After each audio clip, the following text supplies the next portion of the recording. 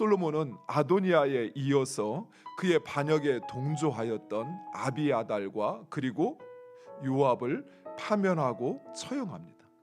우리는 이러한 솔로몬의 조치를 정치적인 측면에서 이해할 수 있습니다. 즉, 앞으로 장래에 발생할 수 있는 영모의 싹을 아예 처음부터 제거하는 것이라 말입니다. 그러나 오늘 본문을 자세히 보시면 이 모든 조치는 솔로몬의 정치적인 목적 때문이 아닌 바로 하나님의 말씀과 그리고 공의의 실현이라는 더 중요한 목적이 있었음을 알 수 있습니다. 먼저 대제사장이었던 아비아달의 경우 그는 대제사장직에서 파면당하여 그의 고향인 아나돗으로 내려가게 됩니다. 이것은 이 아비아달이 행한 그 죄에 대한 결과이기도 하지만 또한 아비아달의 조상이었던 엘리의 죄에 대한 하나님의 말씀이 응한 것이었습니다. 엘리는 우리가 아는 것처럼 그 아들들의 악행을 방조하였을 뿐만 아니라 당시 제사장으로서의 그 책임을 다하지 않았습니다. 그래서 하나님은 이 엘리와 그리고 그 아들들의 죄를 물어서 사무엘상 2장에 사무엘에게 엘리 가문의 몰락과 그리고 그 직분의 발탈에 대하여 이미 예고하셨었습니다. 그리고 이 예언의 말씀이 아비아달의 반역으로 말미암아 실현되어지고 있는 것입니다.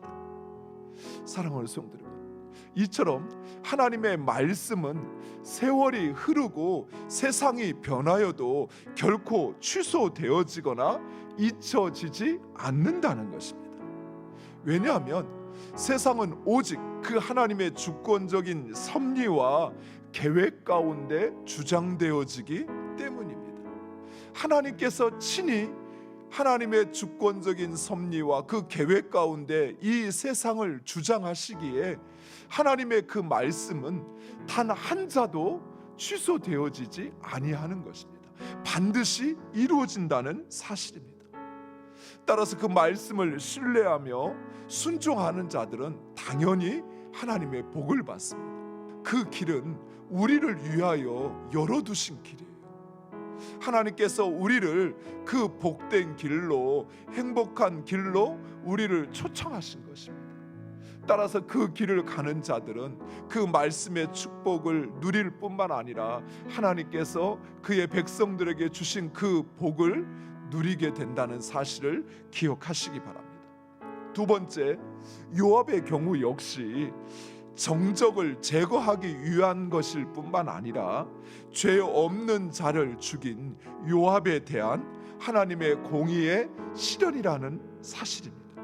사무엘하 3장에서 다윗은 자신의 힘으로는 당시 어찌할 수 없는 요압의 악을 갚아달라는 하나님에 대한 기도의 응답이었던 것입니다. 또한 무고히 죽었던 아브넬과 아마사에 대한 하나님의 공의로운 심판의 실현이었던 것입니다. 사랑하는 성도 여러분, 이처럼 하나님의 공의 역시 반드시 실현되어집니다. 먼 것 같아도, 오래된 거, 오래 걸리는 것 같아도 하나님의 공의는 반드시 실현되어집니다. 따라서 우리는 악인의 형통을 결코 부러워해서는 안 돼요. 왜냐하면 그것을 부러워하다가 우리도 자칫 악인의 길에 빠질 수 있기 때문입니다.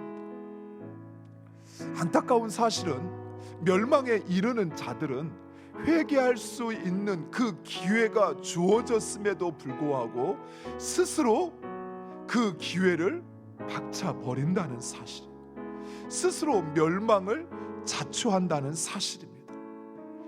멸망하는 자들은 그것이 죄인 것을 알고 하나님의 심판이 있을 것을 알면서도 회개하지 않는다는 사실이에요.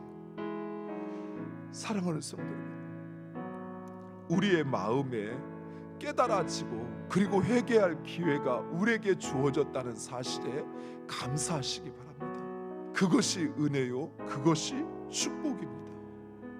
결코 그 기회를 놓치지 마시기 바랍니다.